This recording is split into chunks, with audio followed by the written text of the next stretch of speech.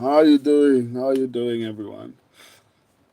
Oof, it's getting to summer again in South Africa. I'm going to be sweating a lot. Um, what's his name? Rhys Mckee versus Alex Solo. Is it Alex Solo? So many fights have been cancelled, man. Alessandro Costa. What? Am I in the right fight here? Oh, okay. I'm in the wrong place. I was like, what's happening? So I think it's Rhys Mckee versus Alex Solo. Um, Let me actually check. I apologize. I apologize. So for me personally, I genuinely do feel like, man, Rhys Mckee has not been like performing exceptional, but he is the more experienced fighter in this particular situation. So it's kind of difficult, and he's still very young. At 29. I think he's still pretty young, or rather young enough to actually perform really well. He's like a really really prolific finisher. Has a 100% finishing rate.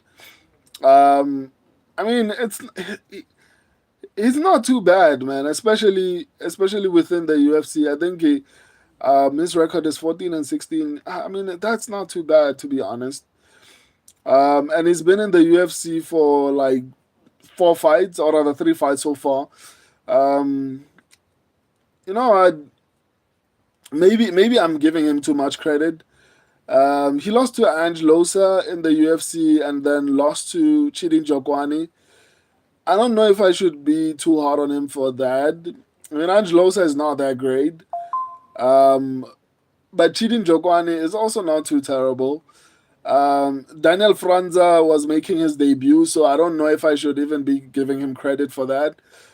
Because I mean, Franza was not.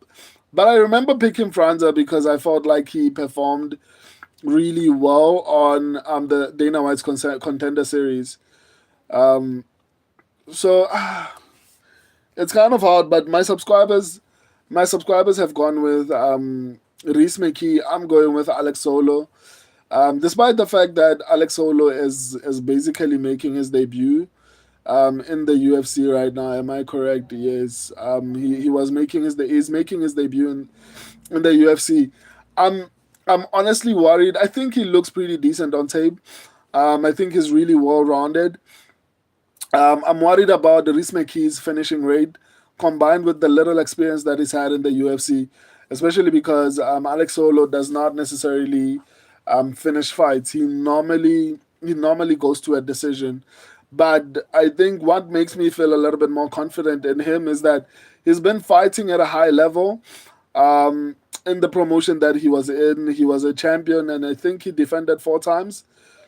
Yeah, I think he defended the belt 4 times. I think that's actually kind of decent, to be honest. He's been fighting people who have pretty decent records.